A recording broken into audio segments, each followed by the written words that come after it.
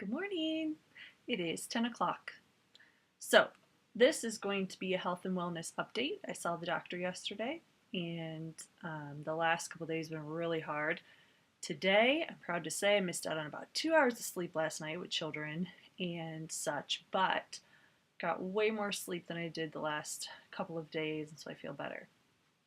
And there's a couple of changes that have happened this week that I would like to contribute to the way I'm feeling, and I'm going to give you guys an update on the super long blog that I wrote the other day, or sorry, that I videotaped the other day, the vlog about the wellness and what's been happening the last 2 years, so that from now on you can see how we're moving forward. To start, every other day I'm doing about 45 minutes of cardio or some kind of activity. And I'm taking my Juice Plus, my shakes. Yesterday was not one of those days. Yesterday was a 2 glass of wine, Mexican pizza from Taco Bell kind of day, and I'm going to tell you why, because I had to fast until 2 o'clock yesterday for the blood tests that my doctor did, so we'll get into that in a second. I'm going to try to keep this blog at less than 15 minutes, so we'll see how that goes, because I promised I would.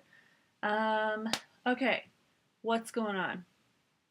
So, went to the doctor yesterday, and Jeremy was laughing at me because I took, my iPad or, sorry, whatever, and was making like a list of symptoms that had progressively getting worse this last month, and, the stuff that I talked about to you guys on the vlog the other day, and I was putting them all on a notepad on my computer. Well, then I remembered that Jeremy was having a hard time with our printer the other day, and I ran in the back room, and the only thing I had was one of the cards I use when I do new mom boxes and things, and was a thank you card. It doesn't say thank you, but that's what I use them for. So when I came out, Jeremy said, "You writing the doctor a thank you card list, like, of symptoms?" I said, "Well, it's kind of appropriate because hopefully she'll fix me today." So I roll into the doctor's yesterday. In order to get blood work done, I had to fast, right? The only appointment they could get me into was 1 o'clock, and I was like, ugh. So from 6 o'clock the night before until 2 o'clock yesterday, because I had to go to the appointment, I didn't eat. I was allowed to have 1 cup of coffee, no cream, no sugar, no nothing, obviously, but 1 cup of black coffee. You gotta be kidding me. So I did this. I gave her my list of symptoms. Okay, this is why I immediately devoured a Mexican pizza from Taco Bell the minute we pulled out of the parking lot. I was dying. And then later that night, I was like, I gotta have a glass of wine. So, otherwise, did pretty well eating. But I get to the doctor. She reads the thank you card of symptoms because it's like there's too many to tell her. So I give her the thank you card. She's laughing. I have a long-standing relationship with her. And she looks at me and says the following: "Your hormones are out of whack." Okay, so my hormone, all of this started 4 weeks ago, and it coincided with that first time my body tried to have a period, where for 2 or 3 days I was having this sporadic, like, attempt at having a menstrual cycle, right? From that point on, total crazy land. Crazy town, here we come on the crazy train. Then, this last week for 5 days, I had that severe menstrual cycle. What she said is, I think she called it ovulatory period. Okay, so apparently when you're breastfeeding, you can just randomly kind of have little tiny periods, but you're not actually ovulating. And then when you do actually ovulate, it's like major time. And your body gets this wave of hormones. So what happens when you ovulate, right? You get like a crazy influx of hormones from your ovaries or whatever. I'm no doctor, but I've been a woman a while, and I know that you go to crazy town hormonally. Okay, so in addition to crazy town from my ovaries, sorry, I'm propping my feet up on the stool, I'm also every 3 hours breastfeeding Brecken. And I'm getting the wave of hormones that her breastfeeding tells my body, okay, here's the hormones, let the milk down, milk lets down, more hormones, crazy hormones, okay? And usually those make you feel good. If you've ever breastfed or you've done any research on breastfeeding, you get these real happy feelings. Okay, well, when your fallopian tubes and ovaries are shooting out waves of hormones, and then your body's also shooting out waves of hormones from breastfeeding, what can happen, and in my case has happened, is a complete offset of my hormones. She says I need to reset them. So I tell her what I'm doing. I tell her I'm doing Juice Plus. At first she thought I said juicing, which she said no. Women who juice tend to put a lot more of the sweet stuff in their juicing and gain weight. And I was like, no, I'm not. So I explained Juice Plus. She goes, oh, okay, never mind. She knows what I'm talking about. Excellent idea. Right? Excellent idea. Then I tell her that I'm getting rid of gluten. She already knows that last year she tested me for having celiac disease, and she says, I think that's an excellent idea. Do not add, and this is for any of you who stay away from gluten in general. She said, as a woman, she said, do not go to rice flours and a lot of rice and rice noodles. She said, if you start overdoing the rice, you're going to put on weight because essentially it's just still a carb. And I said, no, we're basically eating paleo-esque. And we're going to get into how I'm eating here in a little while because it's specific. So anyway, she said, you need to stay away from the gluten, keep it low gluten. I'm still convinced that you have an issue with gluten. She said people don't need gluten. It's not harmful to all people, but they don't really need it. And if anything, it's just, making your body hang on to extra water, inflammation, and I think you're just better off without it. You feel better without it. And I told her, well, with paleo eating, we're doing coconut flour, almond flour. She said, perfecto. I talked to her about my Juice Plus shakes and doing those with almond milk. She said, perfecto. All these things sound great. Lots and lots of water. I already knew. The exercising, awesome. But in terms of the reset of the hormones, there's only so many choices. I continue to breastfeed Brecken, and I deal with it. Every time a wave of period comes, menstrual cycle, I am going to go through the crazies, and they may not back off completely in between. And she said, at this point, Brecken's nursing, she's getting everything she needs from you, but she's not taking in enough milk anymore to prevent your body from having a menstruation and the estrogen and all that stuff kind of flooding your system. Her recommendation was to back off of breastfeeding. Breastfeed her in the mornings and at night, but everything in between is a bottle. And she meant formula, because what's happening is I'm spending all day, every day attached to a little person, which is what you sign on for when you become a mom. And if you sign on to breastfeed, or you have the ability to breastfeed and you choose that option, you're signed on for as long as you choose, or as long as the baby chooses. So I signed on for that. And it's interesting because I did the calculations last night when I got home, and I was breastfeeding Honora when she decided to stop breastfeeding, and I tried to get her to restart. She didn't care about it. Within 4 weeks, I had this problem, but not as severe. Here we are. Brecken will be, she will be 7 months old on the 8th of January, and we're having this problem, but the additional factor is the menstruation causing an offset of the hormones. So she said, lower your breastfeeding would be the first thing.